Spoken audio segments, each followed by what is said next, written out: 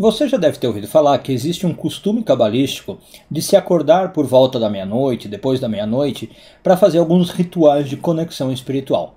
Hoje a gente vai entrar um pouquinho em detalhes nisso, entendendo por que isso é feito, como é que isso funciona, quais são as energias que estão por trás desse ato. Eu sou Yair Alon e esse é o Zohar Diário.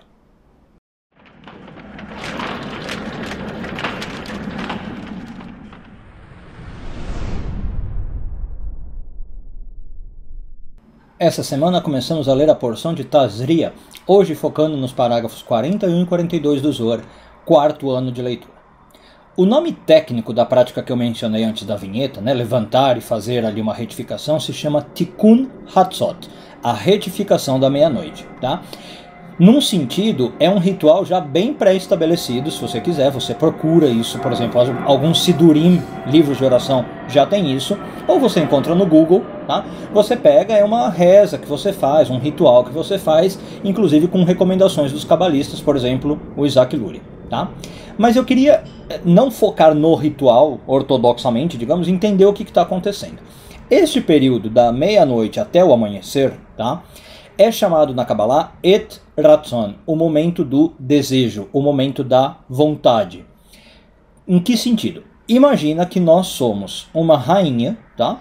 E Deus é o rei, e neste momento Deus, o rei, tem vontade de se unir com a sua rainha. Né? É mais ou menos o seguinte: o rei trabalhou o dia inteiro, né? O dia inteiro fazendo um monte de coisa, éditos reais, decretando coisas, cuidando do mundo, né? Cuidando dos seus terrenos, e da meia-noite até de madrugada é o momento que ele tem para passar com a rainha. É isso. Então, neste momento, é interessante para a Kabbalah que a gente esteja desperto, ou se você foi dormir antes disso, você acorde, nem que seja por alguns minutinhos, e faça uma conexão com Deus. Tá? Como é que pode ser essa conexão? Uma oração, uma meditação, um pedido, né? É mais ou menos como você falar, e agora é o meu momento de ficar com Deus, tá?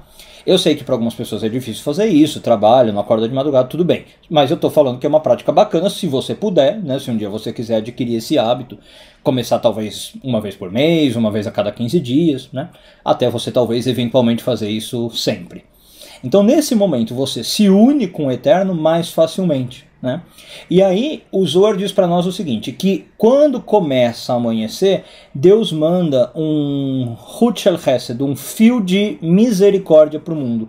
Esse fio ele tem um tom meio prateado, diz o Zohar, e ele é representado por aquela linha que começa a surgir no horizonte quando vai amanhecendo, tá?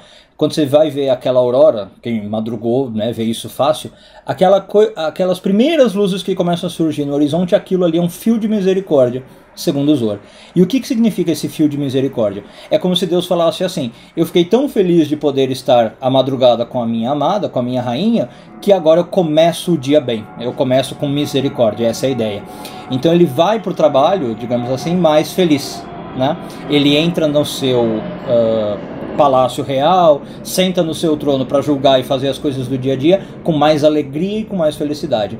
Ou seja, com o nosso ato, como a gente sempre fala na Kabbalah, o nosso ato pequeno, às vezes de acordar, fazer uma conexão com Deus, a gente está, por assim dizer, ajudando Deus, deixando Deus feliz.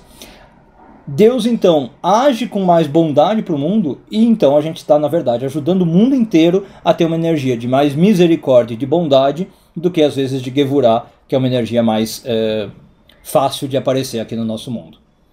Um bom dia a todos e tudo de bom.